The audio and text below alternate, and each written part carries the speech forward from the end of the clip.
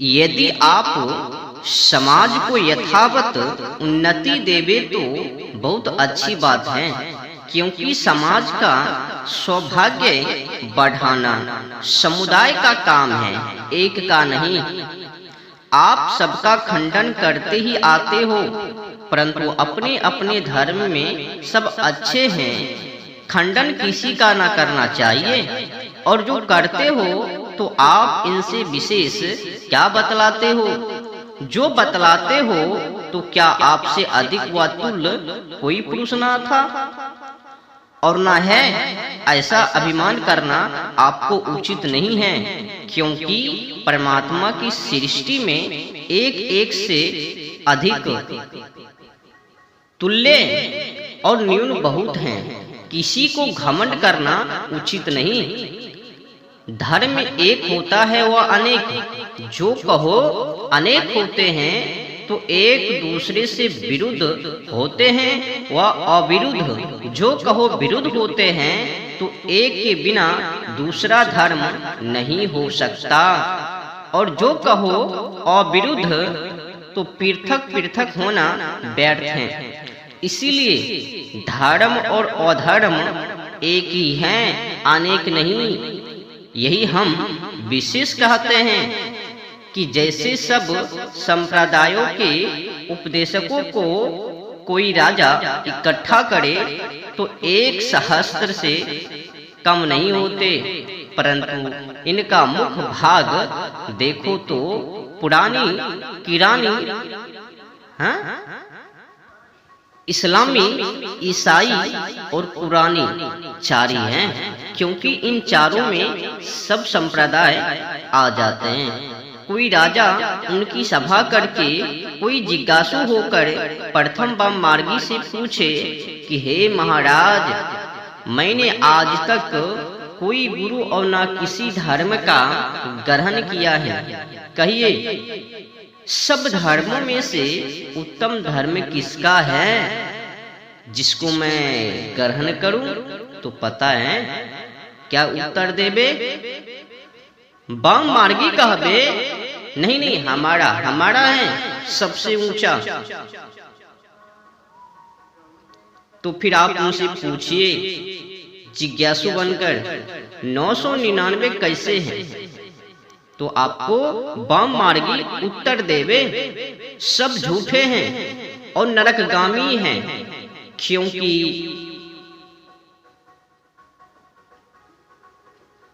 हमारे धर्म से परे कोई धर्म नहीं है। फिर आप उनसे पूछिए आपका धर्म क्या है, तो आपका धर्म वो बतलावे। बांग मार्गी भगवती का मानना, मध्य मस आदि प्रपंच मकारों का सेवन, रुद्रमाला आदि 64 तंत्रों का मानना इत्यादि। जो तू मुक्ति की इच्छा करता है तू हमारा चेला हो जा। फिर आप उनसे पूछिए जिज्ञासु साहब, अच्छा मैं औरों का भी दर्शन कर और पूछ आऊंगा, पश्चात जिसको चाहूंगा उसका चेला हो जाऊंगा। तो बांग मार्गी कहने लग जाबे, अरे भाई क्यों भ्रमित में पड़ा है? ये लोग तुझको बहकाकर अपने जाल में फंसा देंगे। किसी के पास मत जाबे, हमारा चेला हो जा, नहीं तो पछतावेगा। फिर आप उनसे पूछिए जिज्ञासु साहब, फिर आप उनसे पूछिए अच्छा देख तो आऊं आगे चलकर। शैव से पूछा, उसने भी ऐसा ही उत्तर दिया। इतना विशेष कहा कि बिना शिव रुद्राक्ष भस्म धारण और लिंग आचरण के मुक्ति कभी नहीं होती। वह उसको छोड़ नवीन वेदांतियों के पास गया।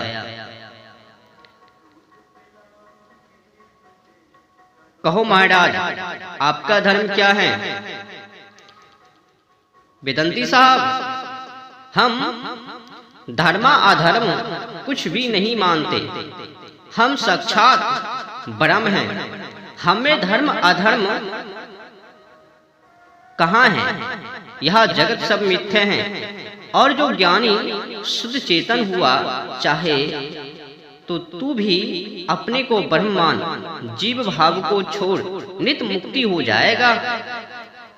जिज्ञासु साहब, आप उनसे पूछिए, जो तुम ब्रह्म नित्य मुक्त हो तो ब्रह्म की गुण कर्म स्वभाव तुम में क्यों नहीं और शरीर में क्यों बांधे हो? बस आपको वो जवाब देवे, वेदांती, तुझको शरीर दिखता है, इसी से तू भ्रांत है। हमको कुछ नहीं दिखता, बिना ब्रह्म के हैं।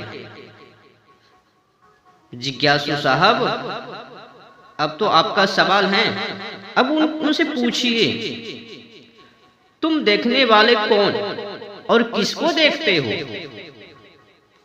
फिर उत्तर देवे, वेदांती साहब, देखने वाला ब्रह्म और ब्रह्म को ब्रह्म देखता है। फिर आप उनसे पूछिए, जिज्ञासु साहब, क्या दो ब्रह्म हैं? वो उत्तर देवे, वेदांती साहब, नहीं, अपने आप को देखता है। अब फिर उनसे पूछिए, जिज्ञासु साहब, क्या कोई अपने कंधे पर आप चढ़ सकता है? तुम्हारी बात कुछ नहीं, या तो पागल पन्ने की बातें हैं, ढोंगी की हैं। अब मैं आगे चलता हूं। तो उसने आगे चलकर तमाम सारे बम मार्गियों से पूछा, के पास जाके पूछा, तो उन्होंने भी वैसा ही कहा, परंतु इतना विशेष कहा, जिन धर्म के बिना सब धर्म खोटा, जगत का कर्ता अनादि, ईश्वर कोई नहीं, जगत अनादि, काल से जैसा का वैसा बना है और बना रहेगा। आ तू हमारा चेला हो जा, क्योंकि हम सम्यक्त्वी अर्थात सब प्रकार से अच्छे हैं, उत्तम बातों को मानते हैं। तो वो जो मार्ग हैं भिन्न सब मिथ्याद्वी हैं। आगे चल के ईसाई से पूछा, उसने वाम मार्गी के तुल्य सब जवाब सवाब किए। इतना विशेष बतलाया, सब मनुष्य पापी हैं, अपने समर्थ से पाप नहीं छूटता। बिना यीशु पर विश्वास के पवित्र होकर मुक्ति को नहीं पा सकता। यीशु ने सबके प्रायश्चित के लिए अपने प्राण देकर दया प्रकाशित की है। तू हमारा ही चेला हो जा, भले ही उनमें अनेक बुराई हो। 5 रोटी और 2 निर्दोष मछली और उनसे 4 से 5 हजार लोगों की तृप्ति। हाँ? मुर्दे जिलाए जाते हैं, कोढ़ी शुद्ध किए जाते हैं, लंगड़े चलते फिरते हैं, गूंगे बोलते हैं, बहरे सुनते हैं, अनेक बीमारी भरे पड़े हुए। इस पहाड़ से उस पहाड़ गुजर रहे थे, रास्ते में उनके पीछे हो लिया और झाड़ फूक शुरू। तो जिज्ञासु सुनकर मौलवी साहब के पास गया, उनसे भी ऐसा ही जवाब सवाब हुए। इतना विशेष कहा, ला शरीक खुदा उसका पैगंबर और कुरान शरीफ के बिना माने कोई निजात नहीं पा सकता। जो हम मजहब को नहीं मानता वह दोस्ती और काफिर हैं।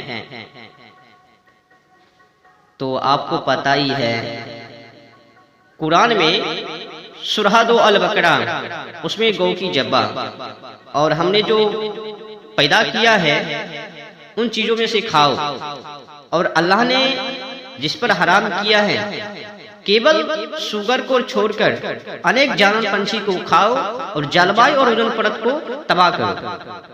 और अल्लाह को जो ना माने काफिर, उनको जहां पाओ वहीं पर वही कर दो। और मैंने तुम लोगों के लिए स्त्री को तोहफा में दिया, तुम्हारी औरतें तुम्हारी खेतियां हैं, बस अपनी खेती में जिस तरह चाहो वैसे जाओ और अल्लाह को इबादत करो, कोई मेहरबानी क्षमा। तो इस ढंग से उनमें भरा पड़ा हुआ है। तो जिज्ञासु सुनकर वैष्णव के पास गया, वैसे ही संवाद हुआ। इतना विशेष कहा कि हमारे तिलक छाप देखकर यमराज डर जाता है। जिज्ञासु ने मन में समझा कि जब मच्छर मक्खी, पुलिस के सिपाही, चोर से डाकू और शत्रु नहीं डरते तो यमराज के गण क्यों डरेंगे। तो इस तरह की प्रपंच हर एक बमपंथी में और अपने धर्म में घुसपैठी हैं। तो फिर आगे चला तो सब मत वाले ने अपने अपने को सच्चा कहा, कोई हमारा तो कोई हमारा, कोई वल्लभ, कोई सहजानंद, कोई माधव आदि को बड़ा और अवतार बतलाते सुना। सहस्त्र से पूछे, उनसे परस्पर विरोध देख विशेष निश्चय किया, इनमें कोई गुरु करने योग्य नहीं, क्योंकि एक एक झूठ में 999 गवाह हो गए हैं। जैसे झूठे दुकानदार व वेश्या और भड़वा आदि अपनी अपनी वस्तु की बड़ाई और दूसरे की बुराई करते हैं, वैसे ही